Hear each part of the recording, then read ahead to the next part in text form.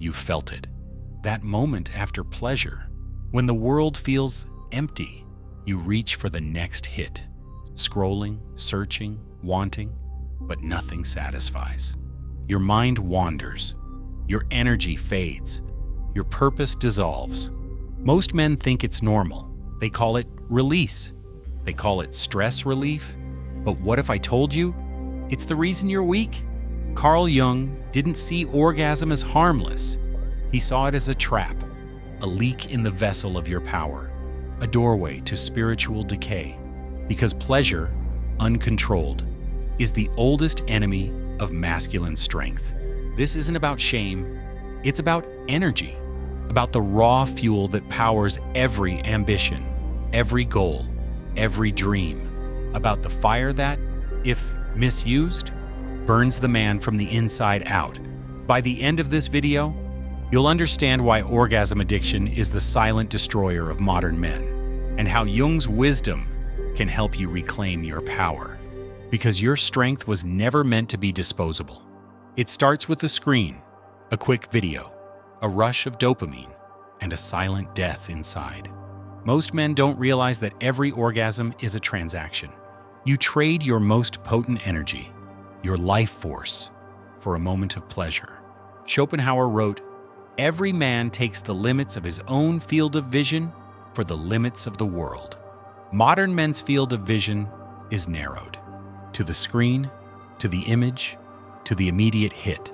Jung believed this was a symptom of psychic fragmentation, a man so disconnected from his inner self that he seeks the easiest path to feeling something. But pleasure without purpose becomes addiction. Every time you indulge without awareness, you reinforce the cycle: stimulus, response, release, stimulus, response, release, and each time, your willpower erodes a little more. Jung didn't see libido as just sex. He saw it as the totality of psychic energy, the fuel for your creativity, your ambition, your destiny. In his view, a man's relationship to his libido determined his entire path in life. But here's the tragedy. Most modern men waste it. They chase the next orgasm, the next hit of pleasure, the next false conquest. They let their psychic energy drain out of them with every scroll, every click, every impulse. And what's left? A man who can't focus, a man who can't commit, a man who can't build, because his fuel, the very fire that makes him a force in the world, has been reduced to a quick fix. Jung warned that this addiction to immediate gratification leads to psychic inflation, where the man becomes a shell, full of urges but empty of purpose. And once you're empty inside, you're at the mercy of the world. Every opinion moves you. Every temptation owns you. Every orgasm without consciousness is a rehearsal for weakness, because in that moment of release, you teach yourself to give away power. For a fleeting thrill, it's not about the act itself. It's about the habit. Modern men are programmed for easy hits. Scroll, swipe, click, then release. And every time you choose the easy pleasure, you kill the discipline you need to build something real. Jung believed that mastery came from the integration of the shadow, the willingness to face discomfort, to hold tension, to sit with desire, without letting it control you. But most men never get there. They run from the tension. They run toward relief. And so, they become prisoners of their own pleasure. Not men, but slaves to the cycle. Look around you. Men are weaker than ever. Distracted, anxious, lost. They've traded their swords for screens, their wisdom for cheap dopamine. Jung warned of the dangers of psychic imbalance. When a man's energy is so consumed by the quest for pleasure that he loses his animus, his inner masculine principle. You see it everywhere. Men who can't lead, can't build, can't hold a line. Men who need approval, validation, acceptance. Men who apologize for wanting, for desiring, for existing. Orgasm addiction is the silent killer of that masculine spark. Because every time you choose pleasure over purpose, you feed the shadow. You think you're freeing yourself, but you're chaining yourself to the weakest part of you. And that weakness doesn't stay private. It leaks into your work, your relationships, your ambitions. Soon, you're no longer a creator.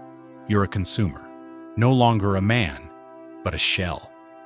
Most men think orgasm equals connection, but it's an illusion, a cheap trick of biology. Jung said, "Where wisdom reigns, there is no conflict between thinking and feeling." But modern men have lost that harmony.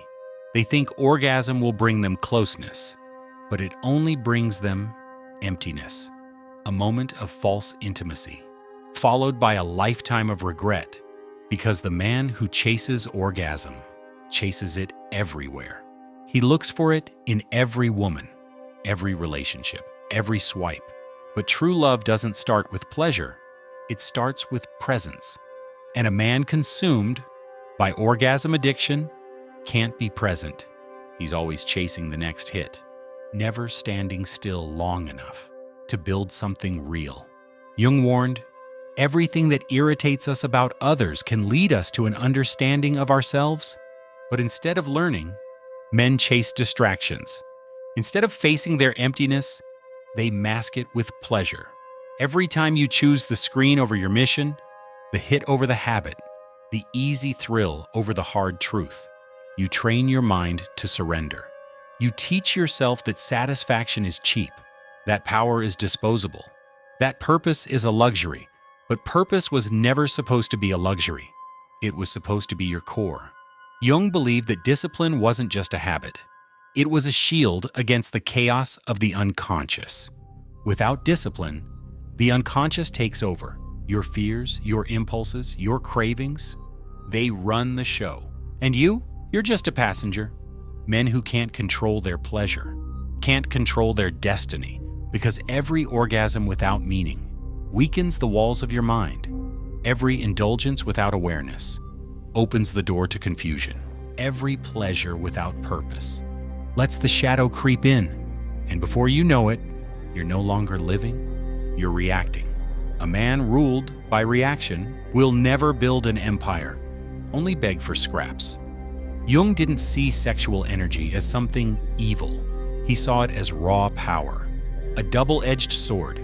On one hand, it can enslave you, trapping you in cycles of seeking pleasure, never finding fulfillment. But on the other, it can transform you, if you learn to transmute it. This is what Jung meant by individuation. The process of integrating your unconscious forces and using them to build your true self. The energy you waste on chasing quick hits of pleasure is the same energy that could fuel your greatest work, your deepest relationships, your highest achievements. Every time you resist the urge to indulge, you reclaim that energy. Every time you choose focus over impulse, you invest in your own power. In a world obsessed with release, containment becomes a superpower, because containment is not suppression. It's not denial. It's discipline. It's the art of holding tension without letting it control you. Jung wrote, "No tree, it is said, can grow to heaven unless its roots reach down to hell." That's the paradox. You must feel your desires, but you must also master them. When you hold your energy, you become magnetic. You radiate purpose. You attract respect, because the man who doesn't dissipate his energy is a man who commands presence. His aura becomes charged, a force that others can feel. But the man who releases without thought becomes scattered, weak, forgettable. Containment is the secret language of kings, the quiet strength of warriors, the unshakable calm of those who build legacies. Every man fights this war between the impulse to indulge and the call to create, between the shadow that wants comfort and the self that wants purpose. Most men lose this war because they don't even know it's happening. They surrender to the dopamine loop and call it normal. But you're waking up. Jung said, "Man needs difficulties. They are necessary for health." The struggle to master your energy is the crucible of your transformation. It's where you meet your true self, where you forge the discipline to stand alone, where you learn to walk through fire without burning yourself. Every moment you choose purpose over pleasure. You build a man that no one can destroy. In Jung's time, men fought different battles. They struggled against wars, poverty, and physical hardship. But modern men face a different enemy, an invisible war on their attention, their focus, their energy. Every screen dash, every swipe, every notification is a hook in the flesh of your mind. It's the modern shadow, the quick fix culture of easy dopamine, pornography, social media, instant gratification. Each one is a trap, a gateway to psychic dissipation. Jung wrote, "People will do anything, no matter how absurd, to avoid facing their own soul." And so men scroll, chase, and release, instead of facing themselves. Every orgasm triggered by a screen trains your mind to seek comfort over challenge, illusion over reality, distraction over purpose. You become a slave, not to the world, but to your own mind. Focus is a weapon. It's the spear that pierces through chaos and finds the target. But modern men can't hold it, because every time you indulge the urge, every time you seek the quick fix, you shatter your own spear. Your mind becomes fragmented. Your will weakens. Your energy becomes scattered. Jung warned that the unconscious mind feeds on your weakness. Every time you give in to impulse, the shadow grows. And soon, the man who once had purpose becomes the man who can't remember what he wanted. Focus is your birthright, but it's earned through discipline, through sacrifice, through mastery of your own energy. Every orgasm without meaning is an arrow through your own focus. The world doesn't care if you're strong, it profits when you're weak. The corporations, the platforms, the algorithms, they all benefit when your energy is scattered. When you're chasing dopamine instead of building dreams, they want you clicking, swiping, releasing, because every time you do, you become more predictable, more programmable, more profitable. Jung saw this coming, a world where the soul is sold for comfort, where men trade their purpose for a moment of digital validation. He warned, your vision will become clear only when you look into your heart. Who looks outside dreams. Who looks inside awakes. You've been trained to look outside, but now it's time to look within, because the world is designed to drain you, and only you can decide to protect your energy. This is the truth no one tells you. Every time you choose comfort over challenge, you die a little inside. Every time you chase pleasure over purpose, you surrender your destiny. Jung knew that the path to wholeness wasn't easy. It was a battlefield.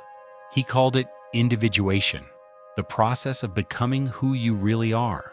Most men never reach it. They stay trapped in the cycle of desire and release, always chasing, never becoming. But you can choose differently.